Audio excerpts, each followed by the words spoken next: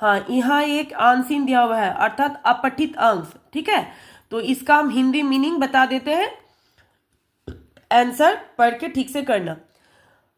अस्माकम विद्यालय नदी तटे अवस्थित, মানে আমাদের বিদ্যালয়টা একটা নদী তটে অবস্থিত।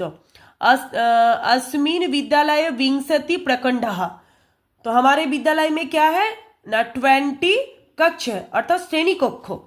तेसु एका कार्यालय अस्ति, সেখানে একটা কি আছে অফিস আছে, এক অফিস है।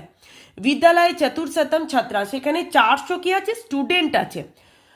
सर्वे छात्रा अनुशासिता सन्ति, সেখানে সব ছাত্র কি করে খুব ডিসিপ্লিনে পড়াশোনা করে। योगा शिक्षका छात्रान स्नेहाना अध्यापयन्ति, সেখানে শিক্ষক শিক্ষিকারাও কি করে খুব স্নেহের সহিত স্টুডেন্টদেরকে পড়ায়। বিদ্যালয় সে পরিসরে একা সুসজ্জিতা পুষ্পবাটিকা अपि, সেখানে কি আছে না একটা নদী তটের পরিসরে কি আছে না একটা বাগান আছে। একা ক্রীড়া ক্ষেত্রম अपि अस्ति, একটা কি আছে গ্রাউন্ড আছে, খেলার মাঠ আছে। তত্র সর্বে ছাত্রাः ক্রীড়ন্তি, সেখানে সব ছাত্ররা কি করে না খেলা করে। তাহলে প্রথম প্রশ্নটা কি আছে বিদ্যালয় কুত্রা অবস্থিতা अस्ति, বলছে বিদ্যালয়টা কোথায় অবস্থিত, তাহলে ওয়ান ওয়ার্ডে কি হবে নদী তটে। ফার্স্ট অ্যান্সার क्या होगा নদী তটে।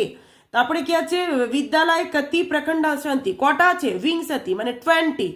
থার্ড কি আছে অনুশাসিতা কে সন্তি, কারা অনুশাসনের সাথে চলে ডিসিপ্লিনের সাথে ছাত্রাহা। তারপরে কত স্টুডেন্ট আছে না 400 মানে चतुर्शतम, चतुर्शतम। उसके बाद क्या है पूर्णवाटिका कुत्र अस्ति, पूर्णवाटिका কোথায় অবস্থিত, তাহলে বিদ্যালয়स्य परिसरे एका सुसज्जिता वाटिका अस्ति, পুরো লাইনটা এখানে দেওয়া আছে, পুরো লাইনটা এখানে দেওয়া আছে। তাহলে কি লিখবো আমি বিদ্যালয়स्य परिसरे एका सुसज्जिता वाटिका अस्ति।